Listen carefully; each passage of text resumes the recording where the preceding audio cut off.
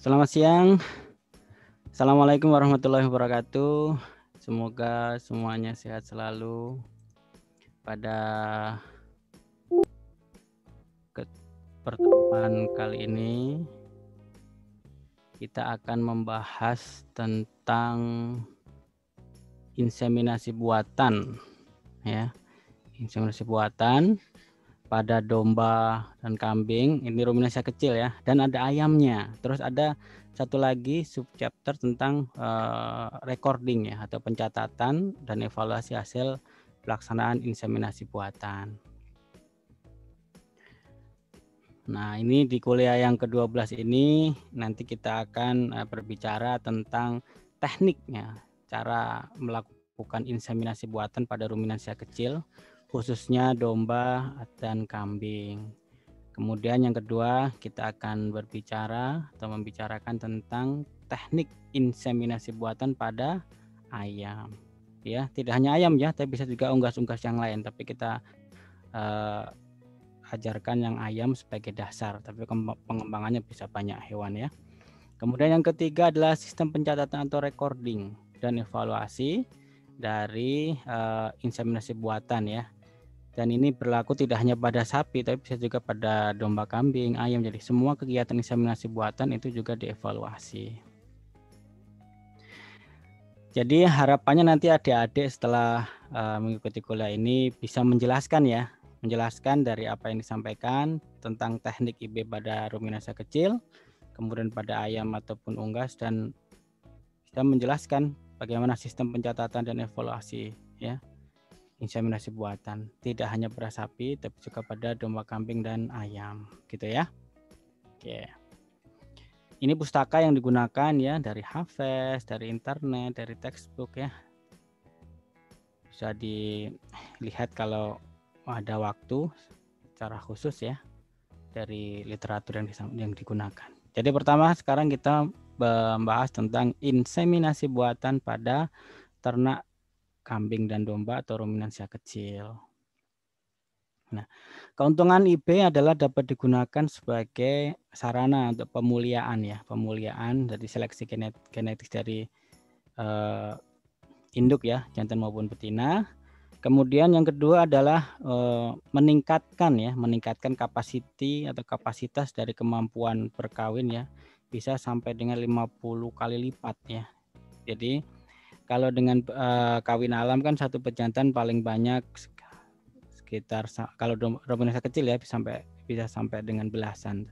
Tapi kalau digunakan teknologi inseminasi buatan ini itu bisa sampai 50 kali lipat ya. Dari satu ejakulat satu pejantan itu bisa sampai 50 kali lipat betina yang bisa di IB gitu ya.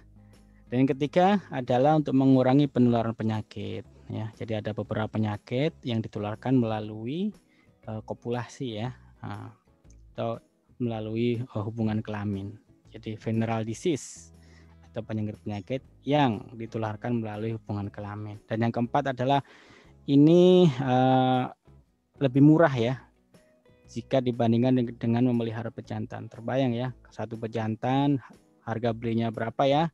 Nanti biaya perawatannya tiap hari, ngarit, rumput, pakan, kesehatan dan sebagainya. Jadi relatif lebih murah ya, teknologi IB ini ya. Cukup 1-2 ekor tapi bisa ratusan betina yang bisa di IB. Kalau pejantan kan harus sedia banyak ya. Kalau betina ratusan berarti kita harus menyediakan puluhan pejantan. Oke, tetapi di sini ada permasalahan ya. Kalau di domba kambing atau ruminansia kecil itu ada tantangan tersendiri, yaitu tentang anatomi dari serviksnya ya. Sebenarnya disampaikan di gambar yang ini sebelah kanan, bahwa yang utama itu adalah bentuk serviksnya itu tidak seperti ruminansia besar ya, yang bercincin-cincin. Kalau yang di domba kambing ini lipatan atau cincinnya itu bentuknya tidak seragam dan itu menghalangi masuknya alat inseminasi. Kemudian yang kedua adalah umur semen ya, spermatozoanya itu pendek ya. Jadi cepat mengalami kematian. Umur hidup di luar tubuh jantan itu lebih pendek jika dibandingkan dengan ruminansia besar tentunya ya. Dan problem yang lagi adalah mahal. Mahal ini relatif ya, tergantung teknologi apa yang akan digunakan dalam pelaksanaan ini. Tapi ini juga menjadi mahal jika belum tersedia sarana prasarana dan SDM yang terlatih. Itu menjadi mahal karena perlu latihan dulu ya, pelatihan. Dan membutuhkan keterampilan. Tentunya ini yang tadi saya sampaikan, pelatihan ya, keterampilan. Karena kalau tidak terampil, keberhasilan dari IB menjadi rendah. Baik, jadi ruang lingkupnya tentang inseminasi buatan ini tentunya sama ya. Pertama adalah tentu kita harus menseleksi, karena tadi untuk pemuliaan kita seleksi bejantan dan betinanya ya. Untuk IB berarti bejantannya harus berkualitas atau memiliki kualitas genetik ya, apakah itu penghasil daging atau penghasil rambut ya. Kalau di ruminansia kan rambut ya, kalau unggas berarti bulu ya, atau penghasil susu ya gitu. Jadi diseleksi. Kemudian kedua adalah melakukan koleksi atau penyadapan dan melakukan evaluasi dari ejakulat yang dihasilkan oleh pejantan. Tentunya kalau tidak berkualitas ya tidak bisa diproses lebih lanjut ya. Yang ketiga adalah proses pengolahan semen. Tentunya dalam pengolahan ini kita mau jadikan sebagai semen cair, semen beku gitu ya. Nah, ada preservasi atau pengawetan, atau bisa juga dibekukan atau disebut kriopreservasi ya. Ini adalah istilah dari semen cair dan semen beku. Yang keempat adalah deposisi semen. Jadi ya, semen yang sudah kita olah tadi itu kita deposisikan ke betina. Dan yang terakhir adalah tentu kegiatan ini harus dievaluasi ya, karena keberhasilan terus terukur sehingga harus dianalisa lebih lanjut. Oke, ini adalah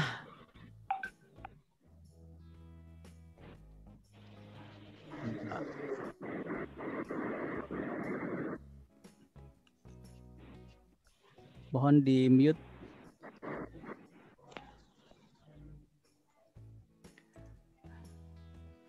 Bentar, mute all. Mute all.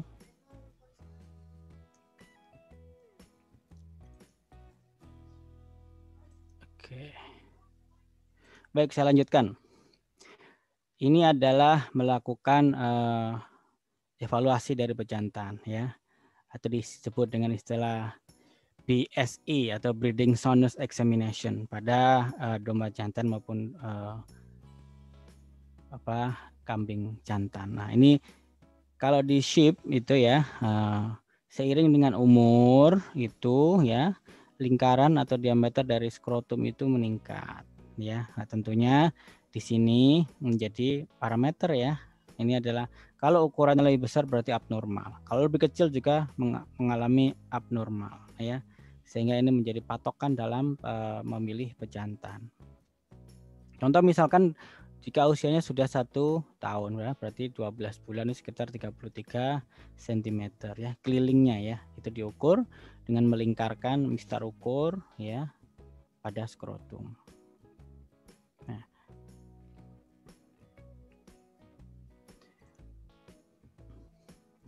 kemudian ini adalah gambaran bagaimana mengkoleksi atau menyadap dari semen ya, ejakulat yang dikeluarkan oleh pejantan.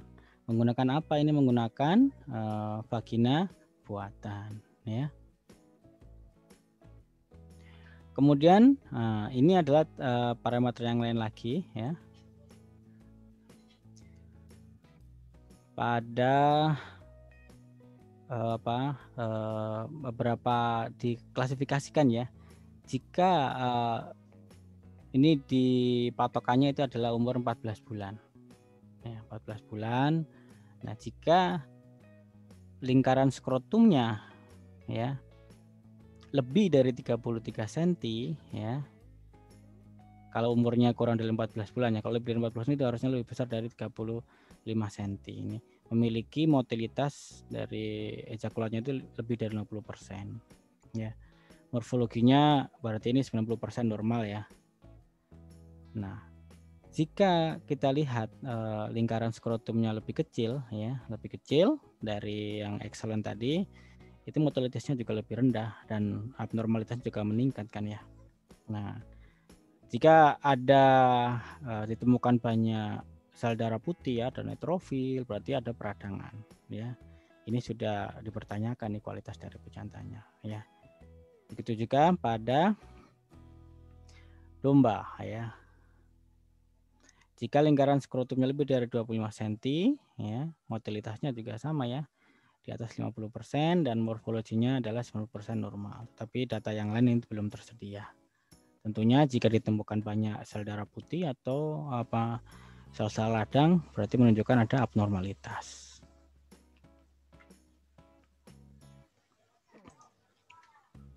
Nah, ini adalah mengkoleksi seperti tadi, ya, menggunakan vagina buatan. Ukuran untuk yang di domba kambing itu lebih kecil daripada sapi, jadi menyesuaikan dari anatomi organ betina. Ya. Ukurannya lebih kecil dan menyesuaikan si pejantannya ya.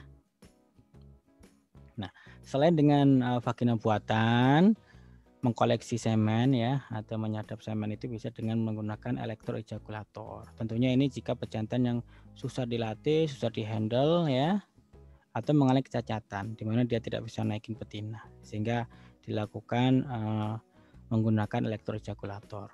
Nah, penampungannya juga sama, ada cawan buat penampung.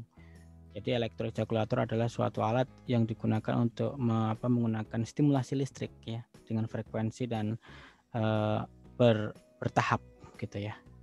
Jadi tegangan yang digunakan juga bertingkat.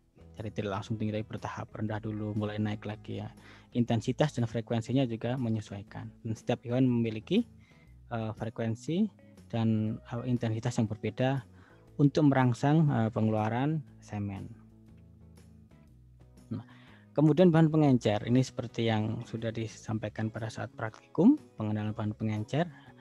Jadi ada beberapa komponen ya yang menjadi resep untuk bahan pengencer. Tentunya untuk semen cair dan semen beku ada berbeda ya.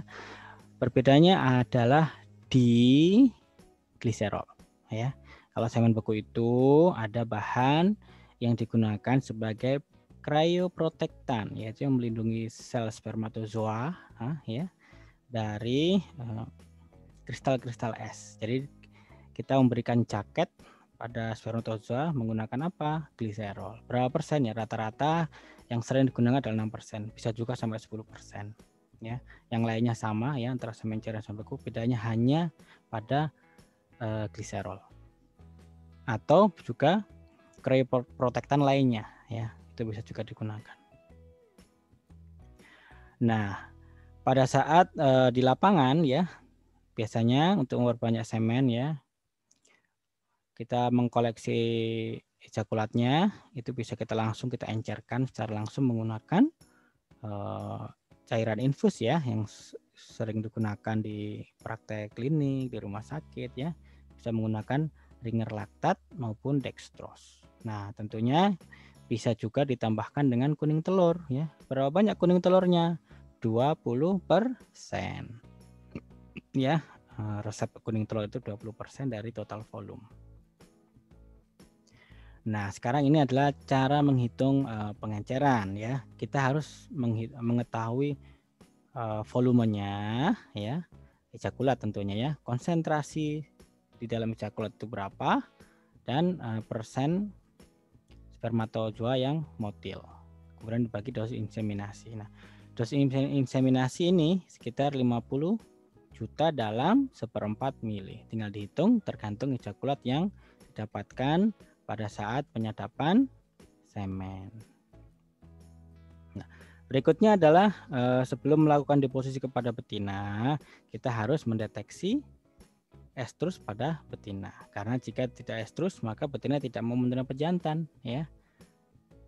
Walaupun di IB tidak akan berhasil bunting karena tidak dalam fase estrus ya.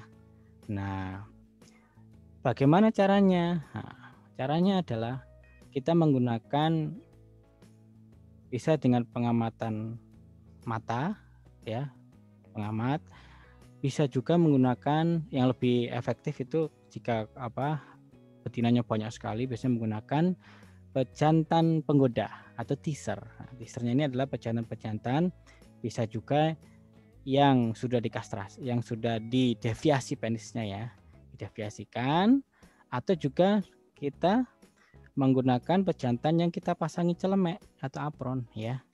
Apron ini adalah tujuannya untuk mencegah terjadinya kopulasi. Tetapi proses pengenalan betina yang sedang estrus itu dapat dilakukan dengan baik oleh si teaser ini. Ya, apa yang digunakan, yang disiapkan, kita harus menyiapkan apron. Tahu apron ya, yang buat masak ibu-ibu itu kalau di dapur ya, atau celemek ya. Tuh. Kemudian berapa kali? Ya 2 kali sehari. Apalagi kalau banyak populasi betinanya. Caranya bagaimana? Yang pertama adalah kita pasang celemeknya ya pada pejantan pengusik ya, atau pejantan penggoda. Nah, ini kita pasangkan di bagian ventral, bukan di dorsal ya, ventral, karena untuk menghalangi alat kelamin jantan untuk intromisi ke betina. Yang kedua adalah masukkan pada kandang betina yang akan dideteksi estrusnya. Jadi ada kandang komunal begitu, banyak betinanya. Nah, pejantan yang sudah dipasangi apron itu kita masukkan ke sana dan lihat apa yang terjadi. Ya. Jika ada betina yang sedang estrus, tentu ada bedanya ya fasenya ya. Kalau sedang masa estrusnya di awal, biasanya kalau didekatin dia masih lari.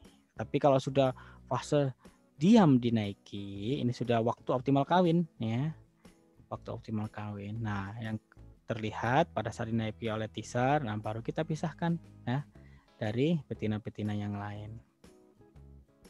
Nah, ini ya, celemeknya dipasang di bagian ventral. Nah, celemeknya itu ada lapisan yang tahan air ya, tahan air. Jadi ada 2 lapis, yang lapis luarnya dari kain, lapis dalamnya adalah bahan yang kedap air. Bisa dari plastik, banyak sekali ya bahan-bahan tekstil, yang dari polyester yang seperti di jok mobil gitu ya, atau jok motor gitu, itu kan tahan terhadap air ya, sehingga pada saat menaiki ini nampak ya, ini di dalam kandang komunal dia akan memilih mana betina-betina yang sedang birahi. Nah, pada saat sudah yang sedang birahi, walaupun dia menaiki ya, tentu tidak terjadi kopulasi ya. Nah, sekarang ini adalah data siklus estrus. Kalau di domba itu 17 hari sekali ya. Kalau di kambing lebih lama, dia mirip dengan sapi. Panjangnya atau durasinya berapa lama ya? Sehari ya, sehari setengah. 34 sampai 36 jam pada domba. Nah, kalau pada kambing 1 hingga 2 hari, lebih lama kalau di kambing ya. Kemudian ovulasinya ya, ovulasi itu terjadi dalam 24 atau 1 hari ya, sampai 27 jam pada domba. Nah, kalau pada kambing lebih lama ya, 24 atau 1 hari hingga 36 jam. Nah, setelah onset estrus, setelah onset estrus tentunya ya. Waktunya kapan ya? Waktunya adalah pada pertengahan estrus. Jadi kita tahu panjang estrus adalah 24 sampai 36 jam pada domba. Nah, kapan kita meng-IB-nya? Di pertengahan estrus ya. Berarti sekitar berapa jam? 24 sampai 36, berarti sekitar 30-an ya, 30 jam kemudian kita bisa meng-IB. Kalau di kambing itu berarti sehari kemudian ya, pertengahan estrus. Itu gambaran sederhananya. Nah, ini kita lihat detailnya ya. Mulai dari awal estrus total kan 36 jam ya. Ya, 0 jam itu kan masih awal. Kalau kita meng-IB terlalu cepat, maka tidak akan terjadi fertilisasi ya. Terlalu lama menunggu bagi spermatozoa untuk bertemu dengan oosit ya. Jadi idealnya adalah sekitar 20 jam ya, 20 jam dari estrus ya. Jadi 35 separuhnya 20 jam ya, 20 jam. Jadi idealnya adalah di tengah. Atau terlalu lambat juga tidak terjadi fertilisasi gitu ya. Nah, Sekarang peralatan yang digunakan untuk melakukan inseminasi buatan pada domba atau kambing. Ini adalah contoh. Yang sebelah kiri itu adalah ibegan ya pada domba kambing. Yang ada beberapa tipe sebenarnya ya. Yang di sini ditunjukkan adalah tipe yang dengan ujung runcing tapi tidak tajam, maksudnya masih tumpul ujungnya. Jadi maksudnya bagian yang berkerucut itu bisa masuk pada serviks ya. Nah, kalau yang tengah ini adalah ibegan untuk sapi ya. Kemudian tapi bisa juga digunakan ya. Tentunya akan ada sedikit kesulitan pada saat kita mendeposisikan intraservikal ya. Nah, yang sebelah kanan ada duckbill atau retraktor ya yang untuk membuka atau membuka dari vulva supaya kita bisa melihat di mana serviks serviks itu ada di mana ya, lubang serviknya. Dan ada senternya ya, senter atau lampu penerang. Oke. Jadi teknik inseminasi buatan itu bisa dilakukan dengan 4 cara ya. Yang pertama adalah intravagina. Jadi kita tinggal di posisi ini seperti kawin alam ya. Ditaruh di vagina. Yang kedua adalah intraservikal, berarti deposisi dari semen dilakukan di dalam serviks. Nah, kalau intrauterin yang ketiga mendeposisikan semen di dalam uterus ya, bisa di korpusnya, bisa di kornuanya begitu ya. Nah, yang terakhir adalah transservikal ya. Transservikal itu adalah ibeganya itu masuk ke dalam uterus melalui serviks. Nah, apa bedanya dengan intrauterin? Intrauterin bisa dilakukan dengan laparoskopi ya. Laparoskopi ini gambar yang di bawah nih, bapak-bapak ini sedang melakukan laparoskopi intrauterin transabdominal ya. Jadi yang sebelah kanan pegang ibegannya nanti buat menyuntikkan semen ke dalam uterusnya langsung ke kornua ya. Yang sebelah kiri adalah laparoskopi untuk melihat ya di dalam rongga abdomen supaya tidak salah. Nah, yang sebelah kanan ini adalah menggunakan vaginoskop pada saat melakukan inseminasi buatan transservikal. Jadi ibegannya menerobos memasuki kanal dari serviks. Sekarang prosedur IB ya. Ya kalau menggunakan transservikal atau intraservikal ya, kita harus menggunakan spekulum ya yang telah diberi pelicin dalam vagina. Jadi spekulum atau duckbill-nya itu harus dikasih pelicin, kalau tidak dikasih pelicin susah ya masuknya. Kemudian setelah masuk duckbill-nya atau spekulumnya, nah itu dikuakkan. Ya, dikuakkan kemudian dengan bantuan senter atau lampu pencahayaan cari mulut serviksnya ya. Mulut serviksnya ada di mana supaya tidak salah. Dan yang ketiga, setelah diketahui mulut serviks ada di mana, dimasukkan GAN-IB ya melalui spekulum ya, spekulum vagina ke dalam mulut serviks. Ya. Tentunya jika menggunakan ibegan yang mirip dengan yang straight ya, straight atau yang lurus mirip dengan sapi itu, kita hanya bisa pada mulut serviks kranial. Kalau menggunakan ibegan yang khusus ya, modifikasi itu kita bisa transservikal bisa nyampe ke uterus. Nah, kemudian yang keempat adalah mendeposisikan semen pada pangkal serviks ya, masih depan ini karena ibegannya adalah menggunakan ibegan yang straight, yang lurus. Nah, dengan ujung yang meruncing. Nah, setelah dideposisikan jangan langsung dilepas, tetapi ingat untuk di kambing atau domba ini harus diangkat kaki belakang lebih tinggi dari kaki depan. Jadi diangkat kedua kaki lebih tinggi dari badannya dan tunggu beberapa menit ya, bisa 5 menit, 10 menit supaya lebih mantul gitu ya, lebih mantap. Kenapa? Karena tadi deposisi dari semennya ada di mulut serviks ya. Harapannya apa ini, kenapa kaki dinaikkan? Supaya semen bisa bergerak lebih dalam ya, melewati cincin-cincin serviks ada banyak ya, kalau di domba kambing bisa sampai 7-8 cincin ya, dengan bentuk yang bervariasi. Nah, ini ya. Bisa juga pada saat handlingnya sudah diangkat kedua kaki belakang ya, dimasukkan spekulum, kemudian disorot pakai senter. Nah, setelah kelihatan mulut serviks, disitulah tempat IBK itu ya dimasukkan. Nah, ini ya, IBK-nya dimasukkan melalui mulut serviks yang terlihat. Nah, inseminasi buatan ya bisa dilakukan sendiri atau dengan bantuan ya. Tentunya dengan bantuan orang lain kan lebih mudah ya, karena kita perlu menghandle ya. Ini yang sebelah kiri ya, ada handlernya ya, yang memegangin kambingnya ya, cara megang kakinya ya, kemudian dikempit apa ya, dijepit dengan kaki dengan posisi berdiri ya, menghandlenya. Bisa juga dengan duduk ya, dengan duduk di mana kursi duduknya ini adalah kadang jepit sebenarnya ya. Jadi kepala si domba atau kambing masuk, kemudian ditahan, ada kuncinya ya, kemudian tinggal dinaikin dan diangkat kaki belakang. Nah, inseminator tinggal melakukan inseminasi. Nah, ini adalah SNI semen beku kambing dan domba. Sudah ada ya standar nasional Indonesia tentang semen beku pada domba dan kambing. Nomornya berapa? Nomornya 4869.3.2 2014. Berarti sudah 6 tahun yang lalu ya. Sekarang 2020. Nah, ini apa yang dicantumkan dalam SNI ini, yaitu motilitas spermatozoa minimal adalah 40%.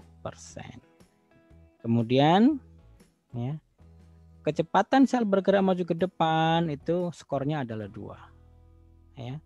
Kemudian kemasan yang digunakan adalah 1/4 mili dan harus mengandung minimal 50 juta sel spermatozoa. Dan warna straw untuk domba kambing ini adalah warnanya kuning. Ya, ini sudah diatur di SNI semen beku kambing dan domba. Nah, ini di mana diproduksi? Beberapa BIB sudah memproduksi ya untuk domba kambing. Contohnya ini di Balai Inseminasi Buatan Lembang. Kambingnya apa saja? Kambing PE, Sanen, Bor gitu ya. Kemudian dombanya ada domba Garut, ada domba ekor gemuk, ini sudah ada straw semen bekunya. Kemudian di BBIB, Balai Besar Inseminasi Buatan Singosari yang di Malang, ini adanya kambing PE, Sanen, dan Sendoro. Kemudian yang contoh lagi yang di BIB D daerah Ungaran itu juga tersedia kambing PE dan kambing Sanen ya. Beberapa BIB sudah menyediakan straw semen beku untuk domba dan kambing ini. Nah, kita sudah selesai membicarakan tentang inseminasi buatan pada domba kambing atau ruminasi kecil. Nah, kita masuk ke chapter yang kedua tentang inseminasi buatan pada ayam. Ya, mirip dengan tadi pada domba kambing, jadi ada keuntungannya ya. Tentunya meningkatkan kemampuan ya ayam betina dalam menghasilkan telur tetas. Ya, kalau di ayam itu kan menghasilkan ayam dari telur ya. Dia bertelur. Nah, telurnya itu yang terfertilisasi akan menjadi telur tetas. Jika tidak terfertilisasi berarti telur ceplok atau telur konsumsi, telur mata sapi ya. Jadi meningkatkan kemampuan ayam betina dalam menghasilkan telur tetas. Nah, yang kedua adalah meningkatkan jumlah produksi telur ayam buras hasil IB melalui seleksi tentunya ya, pemuliaan pada induk betina maupun pejantan yang mempunyai kemampuan tinggi dalam memproduksi telur dan daging. Jadi akan ada ayam petelur dan ayam pedaging kalau diunggas ya. Ada layer, ada broiler. Yang ketiga adalah mempercepat pengadaan DOC. DOC itu day old chick atau ya bibit unggul dalam jumlah yang banyak. Jadi mempercepat pengadaan DOC dari bibit unggul tentunya dan banyak sekali ya karena di IB sehingga produksinya banyak dan seragam tentunya ya karena pejantannya sama. meningkatkan kemampuan pejantan yang mempunyai kualitas produksi unggul untuk mengenes jumlah betina secara IB. Jadi tidak perlu banyak pejantan ya. Satu pejantan itu bisa banyak betina yang diinseminasi. Nah, yang terakhir adalah menghilangkan pengaruh back order atau dominasi dari pejantan ya. Yang melukai betina ya, atau ada betina juga yang melukai sesamanya. Jadi kalau menggunakan teknologi IB ini, maka back order ini dapat dihilangkan ya. Nah, ini adalah anatomi daripada organ reproduksi betina ya. Ada ovarium yang menghasilkan banyak folikel, kemudian ada isthmus, infundibulum, ada magnum, ada uterus. Nah, nanti berakhir di setelah vagina masuk keluar melalui kloaka telurnya ya. Nah, pertama adalah pada saat folikel diovulasikan akan ditangkap oleh fimbre ya, masuk ke infundibulum ya, masuk ke magnum, isthmus dan uterus, dan nanti ke vagina dan berakhir di kloaka untuk di oviposisi. Nah, berapa lama di infundibulum ya? Itu 30 menit. Ya, setengah jam. Dia menerima telur. Kemudian di situ juga tempat menyimpan spermatozoa ya. Semen yang diibekan atau yang masuk ke dalam itu akan disimpan di lipatan-lipatan mukosa dari oviduct ini ya, di infundibulum. Nah, fertilisasi ya yang di magnum itu terjadi 3 jam kemudian ya. Kemudian dilakukan maksudnya ini oosit yang sudah terfertilisasi ini ada di magnum sekitar 3 jam. Nah, kemudian selanjutnya masuk ke isthmus akan ditambahkan albumin ya. Berapa lama? 1,5 jam. Jadi zigot ya itu kemudian diselimputi oleh albumin. Kemudian ditambahkan cangkang ya. Cangkangnya ada 2 ya, ada cangkang yang membran dan ada cangkang yang kerasnya. Nah, ini total di uterus itu, kemudian setelah dari oviduct ya, kemudian masuklah ke uterus. Nah, di uterus ini terjadi sekitar 20 jam ya. Jadi total di oviduct ya, di oviduct itu berapa? 30 menit ditambah 1,5 jam berarti 2 jam. Jadi ditambah 3 jam jadi 5 jam. Kemudian di uterusnya 18-20 jam, jadi sekitar 24 jam sekali. Dia bertelurnya sekali ya, dalam 24 jam. Di uterus ini pembentukan cangkang ya, cangkang keras ya. Kemudian kuning telur yang baru akan diovulasikan 30 menit setelah oviposisi. Oviposisi adalah bertelur ya. Jadi kuning telur yang ada di ovarium itu akan lepas lagi atau diovulasikan jika sudah mengalami oviposisi atau bertelur. Berapa lama dari jarak bertelur? 30 menit ya, setengah jam. Nah, ini ya, ini adalah mekanismenya, di mana pada saat pelepasan kuning telur itu ya ada peranan prostaglandin ya, kemudian ada kontraksi ya seperti di kuliah sebelumnya, sehingga kuning telur akan lepas dan ditangkap oleh infundibulum ya. Kemudian masuk ke dalam magnum ya, di sini terjadi penambahan dari albumin dan masuk ke dalam uterus.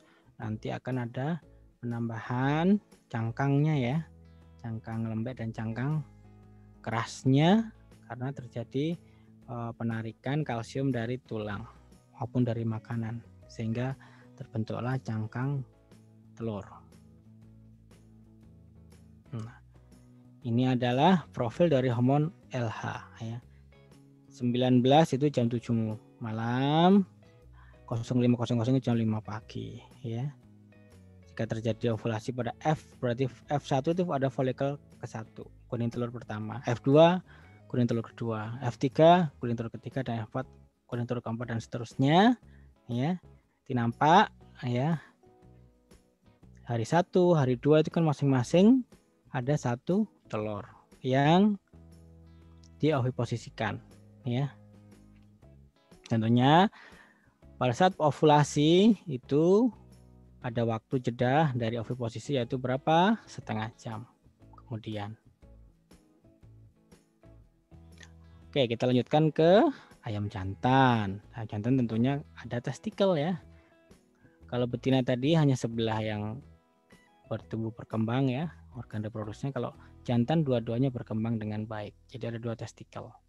Kemudian ada, dan posisi testikel ini berdekatan dengan ginjal ya, ginjal. Dia di depan ginjal. Tentunya ada vas deferens, ada ureter, ada intestin. Nah, ureter itu kan untuk urin ya. Kalau yang dari testikel itu ada vas deferens. Dan semuanya bermuara di kloaka ya. Dari intestin juga bermuara di kloaka. Bagaimana cara mengkoleksi semen ya? Dengan ada 2 metode ya, dengan pemijatan ataupun dengan betina ya. Ini yang di sini kita kuliahkan tentang dengan cara pemijatan ya. Nanti di kanal saya itu ada cara yang lain, yaitu dengan tabung penampung, di mana pejatan dilepas ke arah betina, nanti otomatis akan terkoleksi di tabung penampungan. Yang di sini kita berbicara tentang penyadapan semen dengan pemijatannya. Caranya bagaimana? Yaitu memijit ya, dari punggung ya, dari pangkal leher sampai pangkal ekor ya, di daerah punggung ya. Itu dipijat dari depan ke belakang beberapa kali, dan pada saat sudah sampai di pangkal ekor itu dilakukan pemencetan, penekanan ya, penekanan supaya semennya atau ejakulatnya bisa keluar. Nah, ini bisa dilakukan berapa kali ya? Beberapa kali tentunya. Jarak antar ya, ejakulasi satu dengan ejakulasi yang kedua itu minimal ya 30 menit. Jadi berikan jeda supaya kantong pengumpul semen itu terisi terlebih dahulu ya dari testikel ya, di vas deferensnya terisi dulu sehingga pada saat ejakulasi bisa keluar lagi.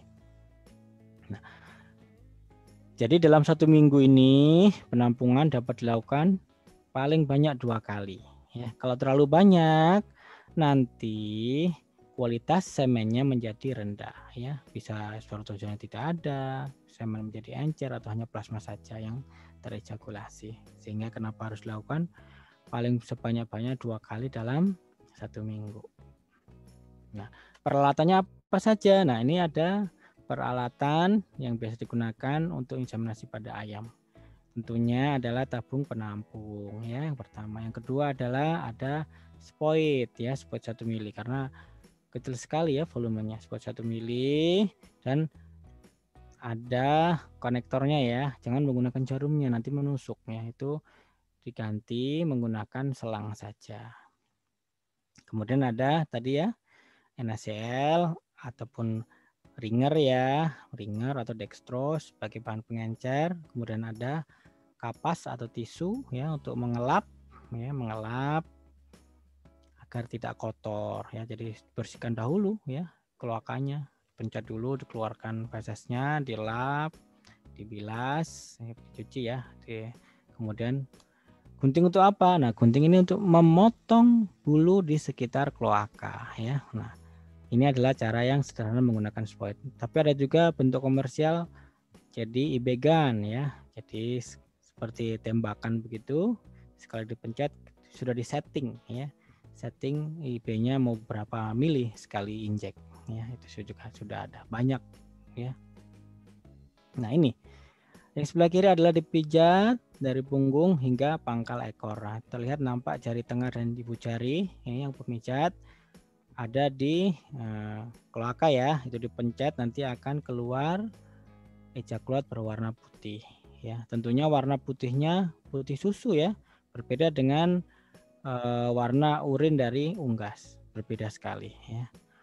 Ini putihnya putih susu dan tidak banyak, sedikit ya. Bisa juga langsung dikoleksi menggunakan Eppendorf atau pengumpul ya, atau bisa juga dengan spoit ya. Ini nampak di sini berhasil mengumpulkan dalam skala hampir 0,3 mili, sedikit sekali ya. 0,3 mili, biasa kadang 0,2 gitu ya. Nah, ini tinggal diencerkan mau digunakan untuk berapa banyak betina ya.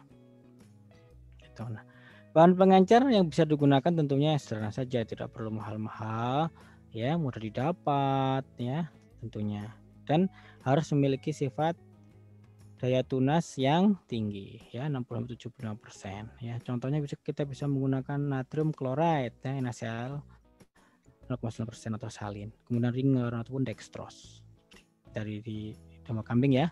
Kemudian cairan fisiologis ini dicampur dengan kuning telur 5%. Beda ya, unggas dan ruminansia berbeda. Kalau ruminansia bisa 20% kuning telurnya. Kalau diunggas itu hanya 5%, ya. Harus diingat 5%. Nah, dosis IB ini adalah jumlah spermatozoa progresif, ingat. Progresif, ya, dalam volume tertentu yang dideposisikan pada alat reproduksi ayam betina yang sedang produksi, ya. Spermatozoa progresif, betina yang sedang produksi, sedang fase bertelur. Ya, kalau tidak dalam fase bertelur, maka walaupun di IB bagaimanapun tidak akan dihasilkan telur, ya. Kata kuncinya adalah ayam betina yang sedang masa bertelur. Nah, ini berapa banyak, ya, spermatozoanya? 50 hingga 150 juta sperma, ya, separuh dari jumlah penduduk Indonesia 300 juta. Ini kalau spermatozoa untuk IB ayam itu separuh jumlah penduduk Indonesia. Ingat itu ya, 150 juta sperma. Tentunya yang motil dan progresif. Ini dalam 0,1 atau 0,2 mililiter. Jadi kalau tadi sudah kita kumpulkan 0,3 mililiter, itu kita bisa encerkan menjadi 1 mili, itu bisa untuk berapa banyak betina? Bisa untuk 10 atau 5 betina, ya, 5 sampai 10 betina, tergantung jumlah mililiter yang dideposisikan. Itu hitungan gampangnya. Tentunya tidak boleh seperti itu. Kita harus hitung betul-betul, ya. Ya. Tadi 0,3 mili, konsentrasinya adalah 6.000 juta. Motilitasnya 80%. Ini dilihat dulu ya di mikroskop, ya. Dilihat motilitasnya berapa. Konsentrasinya juga dihitung. Dosisnya kita mau pakai 100 juta misalkan, maka 0,3 mili dikalikan 6.000 juta dikalikan 0,8 progresif, ya, dikalikan 0,1, ya, kita mau mendeposisikan adalah 0,1 mili per betina, dibagi dengan dosis IB-nya kita mau pakai 100 juta misalkan, ya, sehingga total yang akan didapatkan adalah kita akan menambahkan pengencer dari 0,3 menjadi 1,4 mili, ya. Jadi ditambahkan 1,1 mili bahan pengencer. Nah, berapa banyak betinanya? 14 karena kita mau memberikan 0,1. Ya.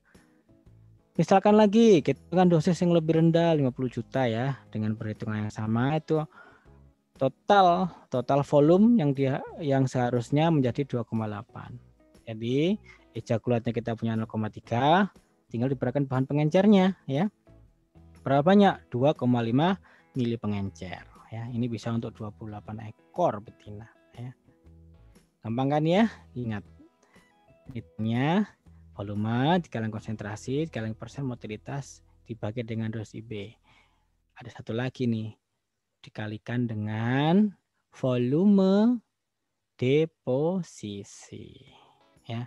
Volume deposisinya kan diambil dari dosis IB, ya. Dosis IB kan sekian juta dalam 0,1 atau 0,2. Nah, faktor pembaginya naik ke atas. Oke, ini adalah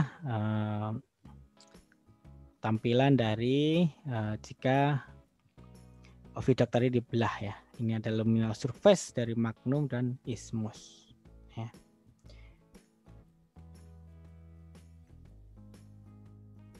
Tempat di mana terjadi penambahan albumin, ya, dan nanti ada membran softnya. Nah, sekarang posisi IB-nya, kita di mana kita memposisikan IB, ya. Jika kita memasukkan, ya, pertama tentunya betinanya harus kita bersihkan dahulu, ya. Ini yang atas dan bawah tampak, ya, dekat kloaka bulunya sudah nggak ada, itu karena dipotongin, ya, pakai gunting tadi. Kemudian fesesnya itu kita keluarkan dahulu, ya, kita pencet-pencet supaya tidak mengotori daerah kloaka. Jadi fesesnya dikeluarkan. Jadi setelah keluar kita bersih, kita lap menggunakan tisu. Kemudian pada saat dipencet itu ada 2 lubang ya. Jangan salah ya, harus mencari mulut vagina ya. Ingat di unggas tidak punya serviks. Nah, kedalamannya berapa? Kalau hanya vagina sekitar 4 cm ya. Kalau sampai dengan intrauterin itu bisa sampai 7 cm masuknya ya. Di IB-nya kapan ya? Kita bisa meng-IB setelah semua telur ya, telah oviposialnya hewan atau betina sudah selesai bertelur ya. Kapan? Biasanya sore hari. Karena ayam bertelur pagi sampai siang. Nah, tunggu saja 4 sampai 5 jam kemudian, berarti kalau bertelur jam 9 katakanlah ya, berarti bisa di IB nanti jam 2 gitu ya. Atau yang bertelurnya siang ya, maka jam 5 sore ya. Tapi bisa juga dipukul rata saja, habis asar bisa di...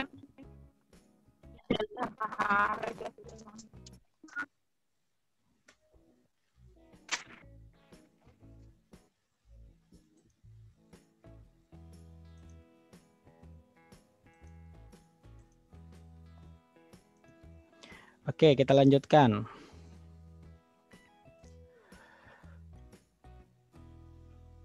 Jadi dilakukannya sore hari ya, sore hari.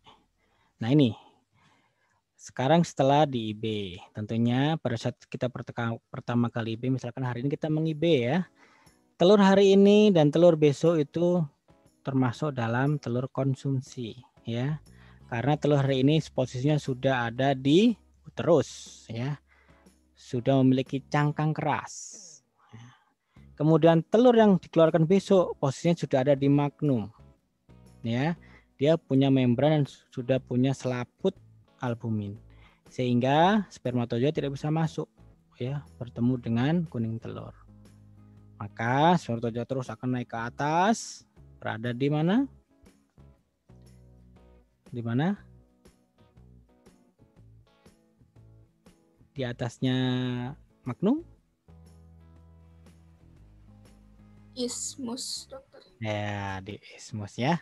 Di ismus, di situ kan ada lipatan-lipatan mukosa di mana spermatozoa bertinggal di sana ya, menunggu oosit yang lepas dari ovarium. Nah, sehingga telur yang ketiga dan seterusnya itu menjadi telur tetas ya. Pertanyaannya, nah kita harus meng-IB lagi kapan? Nah, meng-IB lagi adalah hari ke-7 ya. Karena kalau terlewat misalkan hari ke-7 tidak di-IB, maka telur pada hari ke-7, ke-8, ke-9, ke-10, 11, 12 menjadi telur konsumsi kembali ya. Jadi inseminasi buatan pada ayam agar telurnya menjadi telur tetas, maka harus rutin dilakukan ya, setiap 7 hari sekali ya. Jadi hari ini di IB, kemudian nanti 7 hari lagi di IB, 7 hari kemudian hari ke-14 di IB, hari 21 di IB dan seterusnya. Jika terjeda 1 hari maka akan terbentuklah telur konsumsi kembali. Jadi telur dihasilkan menjadi tidak terfertilisasi. Jadi harus ketat ini jadwalnya ya. Nah, kemudian dilakukanlah candling ya untuk melihat apakah berhasil atau tidak ya. Ini adalah untuk mengoptimalkan proses penetasan. Jadi kita seleksi ya. Karena kalau dicampur nanti terjadi kerugian ya. Telur-telur yang tidak menetas itu bisa bercampur, padahal itu kita bisa seleksi ya. Telur yang tidak terfertilisasi kita jual sebagai telur konsumsi. Nah, hanya telur yang terfertilisasi itu yang kita aramkan ya di inkubator dan menghasilkan DOC gitu ya. Nah, embrio hidup ini contoh 6 hari ya sudah nampak vaskularisasinya. Ini dihitung sebagai daya tunas. Nah, jika embrionya mati maka menjadi tampilannya tidak seperti akar, hanya ring saja. Nah, kalau yang telur infertil atau tidak terfertilisasi tidak ada tampilan baik dalam bentuk ring maupun dalam bentuk akar-akar itu ya. Jadi ini penting untuk mengetahui telur mana saja yang fertil ya, yang sudah dibuai maupun yang tidak ya. Sehingga pada saat seleksi, pada saat masuk ke inkubator itu jelas hanya yang terfertilisasi saja ya. Kalau yang tidak terfertilisasi ini masih nanti kita masukkan sebagai telur untuk konsumsi. Oke. Kemudian keberhasilan, kita bicara tentang keberhasilan atau evaluasi dari inseminasi buatan yang dilakukan. Apa yang dihitung yaitu persen daya tunas. Jadi telur-telur yang tadi di candling yang terfertilisasi itu ada berapa persen? Misalkan dari 100 telur itu ada berapa banyak yang terfertilisasi. Kemudian persen daya tetas. Ini salah ketik nih. Ya, persen daya tunas dan persen daya tetas. Ini jantannya harusnya ke atas nih. Keberhasilan IB ayam jantan. Nah, sepertinya pastinya salah. Jadi ada dua hal yaitu persen daya tunas dan persen daya tetas. Ini menentukan fertilitas dari pejantan, gitu ya. Kalau yang tunasnya tadi di candling nampak. Nah, kalau daya tetas itu dari inkubator. Dari 100 telur yang terfertilisasi di inkubator itu berapa banyak yang menetas. Ini menjadi parameter persen daya tetas. Nah, ini tentunya dipengaruhi oleh waktu IB yang tepat. Kalau IB-nya nggak tepat, misalkan ya betinanya sedang tidak masa bertelur, berarti nggak ada telurnya kan. Nah, atau meng-IB-nya pada saat sebelum oviposisi. Ya, ini akan spermatozoa atau semen yang diposisikan akan terdorong oleh telur ya, oleh telur yang mempunyai cangkang maupun yang sudah ada membran maupun yang sudah ada albuminnya terdorong keluar. Ya. Yang kedua adalah periode fertil dari spermatozoa.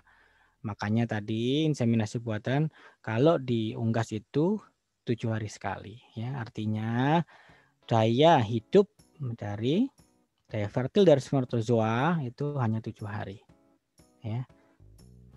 Kemudian dosis IB. Kalau dosisnya terlalu rendah ya, kan kita ketahui bahwa perjalanan spermatozoa dari tempat deposisi menuju ke tempat fertilisasi kan perjalanan panjang. Dalam perjalanan itu pasti banyak terjadi proses seleksi. Nah, kalau jumlah spermatozoanya atau dosisnya terlalu rendah, maka yang sampai ke daerah fertilisasi, tempat fertilisasi itu menjadi lebih rendah ya, sehingga potensi untuk meningkatkan keberhasilan daya tunasnya menjadi rendah, gitu ya. Jadi dosisnya yang sesuai. Oke, baik. Sekarang kita masuk ke chapter yang ketiga tentang recording dan manajemen kontainer semen beku. Nah, keberhasilan IB itu ya ini ditentukan oleh banyak faktor ya. Tentunya ditentukan oleh kualitas semen ya. Semen harus sesuai dengan SNI tadi 40% ya motilitas dan seterusnya. Kemudian kesehatan reproduksi dari betina ya. Sehat atau enggak, bersiklus atau enggak, ada gangguan atau enggak, normal atau enggak anatominya. Nah, itu menentukan keberhasilan dari sisi induk ya. Apakah sudah produktif atau belum ya, atau masih heifer ya, belum dewasa kelamin gitu kan, sehingga itu juga menentukan. Kemudian ketiga adalah handling semen beku ya, penanganan dari semen beku dan teknik IB-nya. Misalkan semen bekunya dalam transportasinya nitrogen cairnya habis, kan dia otomatis tertowing. Atau pada saat towing terlalu lama ya, direndam dengan air hangatnya terlalu lama ya matang ya. Selesai sudah. Nah, teknik IB-nya misalkan dia tidak lagi artis ya. Deposisi harusnya intracervicalis dimasukkan di intravagina saja sehingga dosis volume dari semen beku itu tidak mencukupi untuk masuk ke dalam terus dan sebagainya. Nah, kemudian dilihat juga dipengaruhi oleh nutrisi ya, pakan. Hewan-hewan yang kurang nutrisi ya, seperti pada kelas sebelumnya ya, proses pubertasnya menjadi terhambat. Termasuk kalau yang sudah dewasa, sudah pernah punya anak pun jika nutrisinya kurang akan terjadi gangguan reproduksi di mana betina tidak bisa mengekspresikan atau mengaktifkan ovariumnya untuk bersiklus. Kemudian deteksi estrus. Nah, beberapa sapi ya ekspresi estrus itu ada yang jelas, ada yang tidak jelas. Sehingga yang paling bagus untuk deteksinya menggunakan pejantan pengusik, tentunya paling tahu ya sesama hewannya. yang kita bisa manfaatkan atau kita bisa amati ya dari sisi peternak itu jika estrusnya nampak jelas tanda-tanda berahinya. Tapi kalau estrus yang tidak jelas ekspresinya itu tidak nampak oleh peternak ya. Dan ini walaupun sudah terjadi estrus, kalau tidak dilaporkan ke petugas inseminator ya tidak ada ini ya fertilisasi atau melapornya terlambat ya. Harusnya lapor tadi pagi, aduh lupa, sore baru dilaporkan. Nah, protokol dari inseminator jika ada laporan pagi maka IB dilakukan sore hari. Nah, kalau peternak terlupa melapor, harusnya tadi pagi melapor untuk di IB, laporannya sore ya. Petugas datangnya besok. Ini artinya waktu optimal kawinnya sudah terlewat ya. Sudah terlambat. Sehingga tidak bisa terfertilisasi. Nah, ini manfaatnya apa? Recording ini adalah untuk menilai keterampilan kerja dari inseminator ya, bagaimana dia melaksanakan tugasnya untuk evaluasi yang terukur ya. Ini terukur. Yang kedua adalah menilai kemampuan peternak dalam mendeteksi berahi ya. Peternak dalam melihat ternaknya itu betul tidak ya. Kemudian dia melapor atau tidak, paham tidak bahwa kalau lapornya pagi IB-nya sore, kalau laporan sore IB-nya pagi dan sebagainya. Yang ketiga adalah untuk menentukan penyebab kegagalan reproduksi. Misalnya ini sudah di IB berkali-kali tapi tidak bisa bunting. Nah, tentunya dari situ sebagai seorang dokter hewan ya, kita harus melakukan pemeriksaan ya. Apa penyebabnya kenapa dia tidak bunting-bunting? Apakah ada gangguan anatomi ya dari serviknya, atau ada peradangan ringan pada uterusnya dan sebagainya ya. Kemudian yang keempat adalah memberikan data untuk penilaian hasil IB. Jadi untuk mengevaluasi ya. Data-data ini penting dalam penentuan kebijakan ya. Misalkan dalam periode ini 3 tahun kita menggunakan pejantan A. Tentunya tidak boleh terus-terusan pejantan A, nanti terjadi inbreeding sehingga tahun berikutnya kita harus mengganti pejantannya ya. Supaya peningkatan genetik dari populasi ternak yang ada. Yang kelima adalah memperkirakan waktu kelahiran anak ya. Jika kita ada recording maka kita bisa memprediksi kapan pedet itu lahir ya. Kapan di IB-nya tanggal sekian, maka kira-kira bulan sekian tanggal sekian nanti akan ada kelahiran sehingga kita bisa mempersiapkan ya. Peternak mempersiapkan sudah dekat-dekat lahir maka peralatan dan sebagainya harus dipersiapkan agar anak yang dihasilkan itu dapat lahir dengan baik, induknya juga dapat melahirkan dengan normal dan sebagainya. Kemudian yang keenam adalah mengetahui identitas induk ya, baik dari ayah maupun dari induk betinanya, dari si pedetnya ya, kan ketahuan ya. Si betinanya sudah tahu ini namanya si betina A. Nah, kemudian di straw itu ada codingnya. Ini pejantannya jenis apa. Jadi di aktenya, istilahnya akte dari si anak ini jelas ya. Ini untuk kebijakan manajemen breeding di suatu wilayah. Nah, dalam mencari itu harus jujur ya, tidak boleh mereka-reka dan tidak boleh mut-mutan. Hari ini catat, besok enggak. Harus berkelanjutan ya. Rutin, tertib begitu ya, sehingga data itu menjadi lengkap dan bermakna. Formatnya sederhana saja, tentunya yang mudah difahami dan dilaksanakan. Jangan terlalu rumit, detail banget dan sebagainya gitu. Nanti malah menyulitkan. Ya sederhana saja, misalkan kapan tanggal IB gitu kan ya. Kemudian kode stronya misalkan ya. Kode stro diketahui di operasinya biasanya. Dalam periode tahun sekian itu kode stronya ini. Nanti tahun sekian itu kode stronya ini, pejantannya yang ini gitu ya. Nah, ini laporannya disampaikan secara bertingkat ya, tentunya bertahap karena ini adalah untuk recording nasional ya, mulai dari tingkat lokal dari kecamatan atau KUD, kemudian kabupaten dikompilasi provinsi hingga ke pusat ya. Sehingga ketahuan ini jumlah populasinya seberapa besar ya, berapa banyak kelahiran, berapa banyak kebuntingan dan seterusnya ini terrecord ya. Nah, ini adalah straw semen buko yang ada. Tentunya di sini ada kode-kode ya. Nah, di sini di straw itu ada bagian yang namanya sumbat pabrik. Ini bagian yang bisa bergeser untuk mendorong dari semen ya keluar dari straw pada saat diibkan.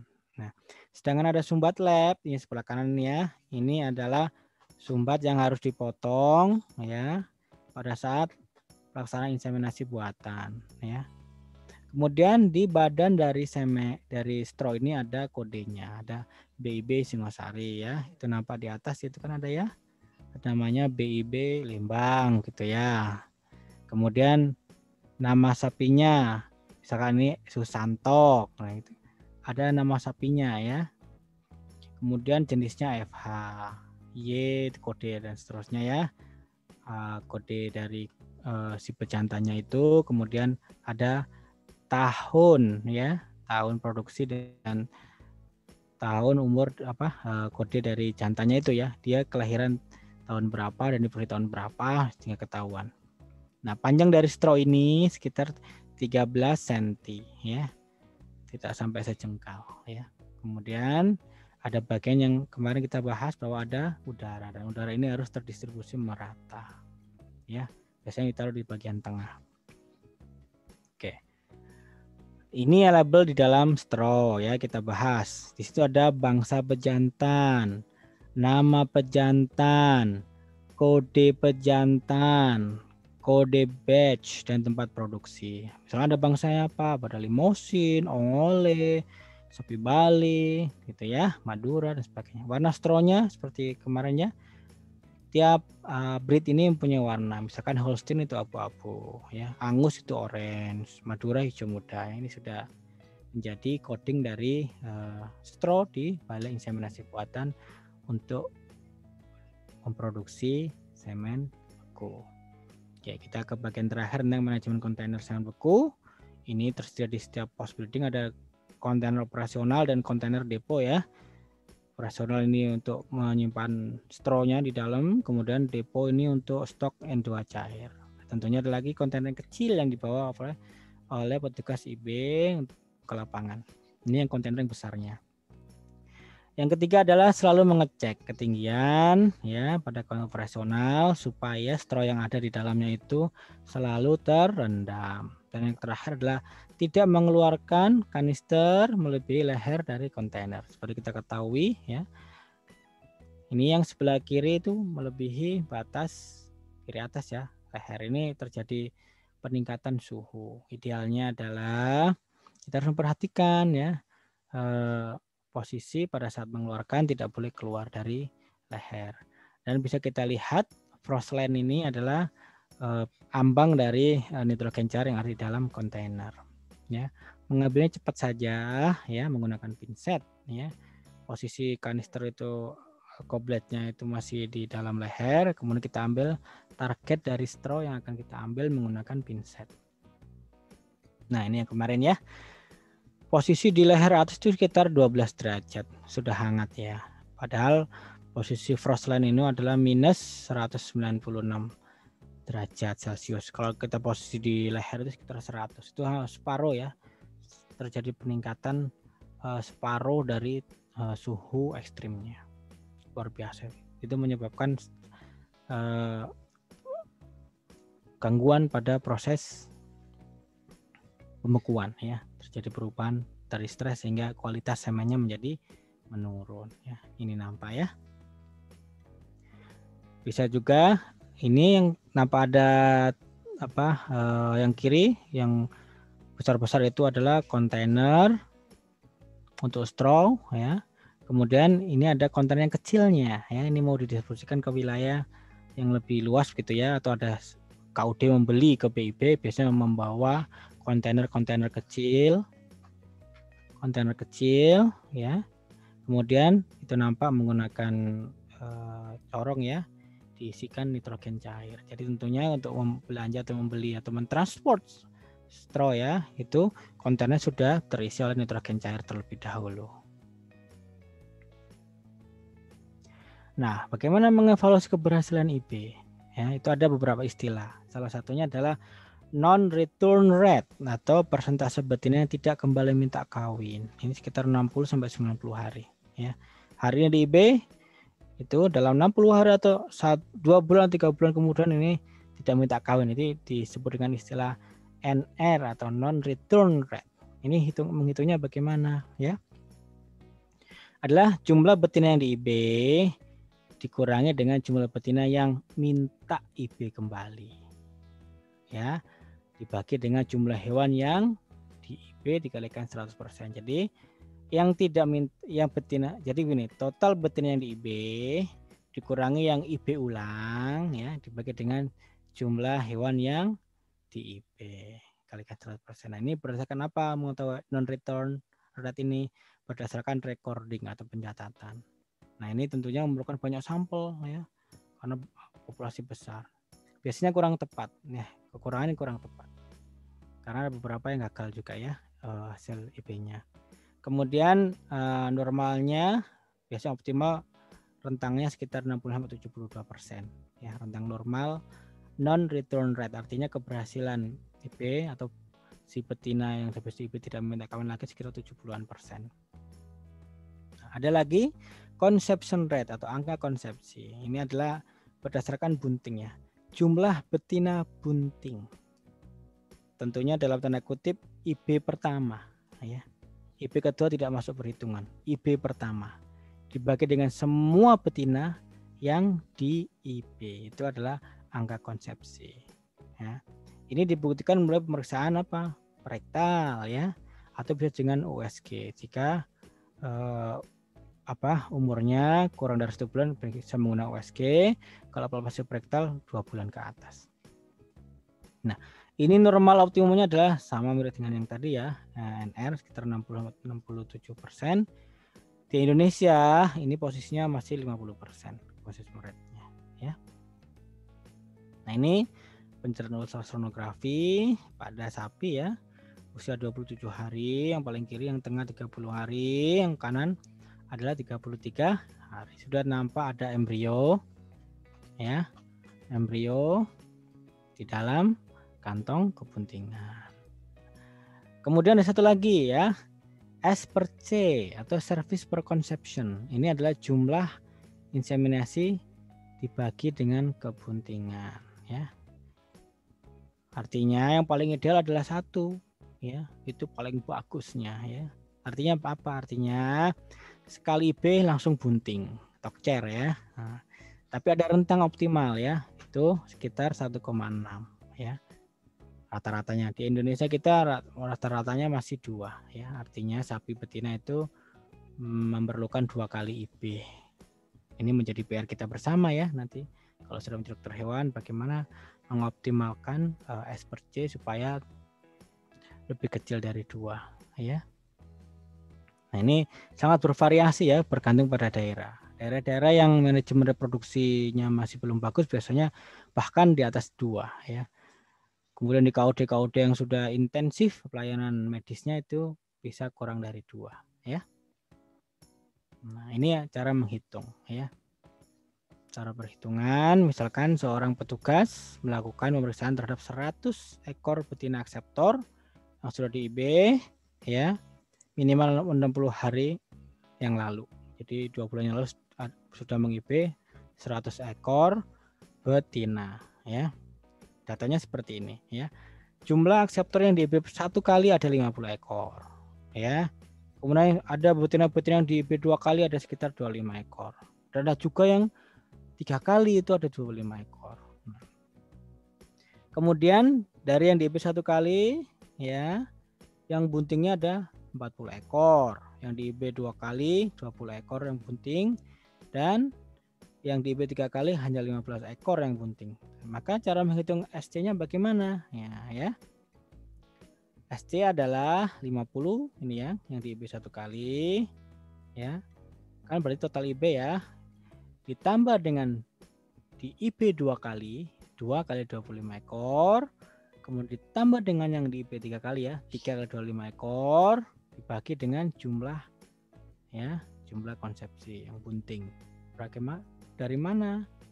Dari IB 1, IB 2 kali, IB 3 kali 75. Sehingga S per C-nya adalah sama dengan 2,3. Ya, ini jelek sekali ya, karena Idealnya adalah di bawah 2 normalnya. Paling bagusnya 1 ya. Sekarang kita menghitung CR-nya berapa persen ya. Jumlah bunting pada IB ke-1 ya, ada 40 ekor dibagi dengan jumlah akseptor ya. Jumlah akseptornya dari mana? Dari ini ada sebanyak 50 tambah 25 tambah 25 berarti 100 ya. Jadi CR-nya adalah 40%. Boleh ditangkap ya. Oke, kemudian calving rate ya atau angka kelahiran. Ini adalah jumlah anak yang lahir dibagi dengan jumlah betina yang di IB ya. Tapi ini tidak praktis karena harus nunggu 9 bulan, lama sekali ya. Sehingga untuk evaluasi bulanan akan kesulitan, sehingga calving rate ini biasanya yang menghitungnya adalah tahunan ya. Karena harus menghitung dulu ya jumlah yang lahir dibagi dengan jumlah betina yang di IB. Nah, setiap betina yang menerima kegiatan IB ini idealnya harus mempunyai kartu sapi ya, baik saya perah mau saya potong, kemudian ada kartu kegiatan IB, kemudian di situ ada jumlah inseminasinya ya, ditulis ya, kemudian ada jumlah akseptornya ya, kemudian jenis semen yang digunakan itu harus ada datanya, kemudian memiliki kartu PKB, jadi setiap pemeriksaan PKB itu nanti dicek, oh pemeriksaan PKB ini bunting, ternyata bulan depan cek lagi tidak bunting, berarti ada kematian ya. Kemudian laporan kegiatan IB dan ada kartu kelahiran sapi ya, ini penting untuk menghitung tadi ya evaluasi dari program inseminasi buatan. Ini contohnya kartu kegiatan IB ya, ada tanggalnya, sekian nama inseminatornya siapa, kodenya dan sebagainya ya, nomor urut dan sebagainya, misalkan tanggal sekian ya, meng-IB satu betina itu inseminasi yang ke-1, nah, tingkat berahnya jelas, misalkan kode semennya sekian ya. Kemudian inseminasi sebelumnya ya dicek ya, tercatat dari sebelum yang dilakukan pada saat ini ada datanya ya, tanggal sekian, kodenya sekian, dan nama pemiliknya juga jelas. Ini adalah sesuai dengan POB ya, pedoman optimalisasi IB ya dari Kementan. Ini adalah dari panduannya. Nah, sekarang petugas yang di lapangan ada siapa saja? Pertama adalah inseminator ya yang meng-IB. Yang kedua adalah PKB, inilah petugas yang melakukan pemeriksaan kebuntingan. Ya, berbeda ya antara inseminator dan petugas PKB. Ada lagi ATR ya. Ini adalah asisten teknis reproduksi. Jadi berbeda lagi dengan inseminator, berbeda dengan PKB. Nah, kemudian ada yang keempat ada instruktur IB. Ini bertanggung jawab pada tingkat kabupaten. Jadi di bawahnya ada petugas inseminator ya yang dilatih oleh instruktur. Nah, di antara instruktur IB itu ada supervisornya di atas lagi tingkat provinsi ya. Ini kodenya misalkan UWIP dan ULIP. Nah, kalau UWIP itu untuk tingkat kabupaten, ULIP untuk tingkat kecamatan ya. Lebih kecil lagi kalau kecamatan. Nah, KPPIB ini kelompok ya, kelompok peternak peserta IB. Dalam suatu KPPIB itu ada tingkat kecamatan, gabungannya tingkat kabupaten gitu ya. Jadi mulai dari kelompok, kemudian ada tingkat kecamatan, dan nanti tingkat kabupaten, nanti ada tingkat provinsi. Nah, dalam melakukan ya inseminasi buatan ini ya harus memiliki SIM atau surat izin melakukan IB. Siapa yang mengeluarkan? Yaitu dinas ya. Dinas yang menangani fungsi peternakan dan kesuan di provinsi setempat. Ini berlaku selama 4 tahun dan dapat diperpanjang lagi untuk 4 tahun kemudian. Syaratnya setelah yang bersangkutan dapat menunjukkan catatan keberhasilan IB dalam 4 tahun terakhir. Jadi catatan tadi ya rekamannya itu disampaikan untuk memperpanjang surat izin inseminasi buatan ya. Surat izin ini ya, SIM ini diberikan sesuai dengan tingkat keterampilan ya. Ada SIM 1 ini untuk inseminator, SIM A1 untuk ATR, SIM A2 ini petugas PKB ya, SIM B untuk selektor ya, berarti bibit ya.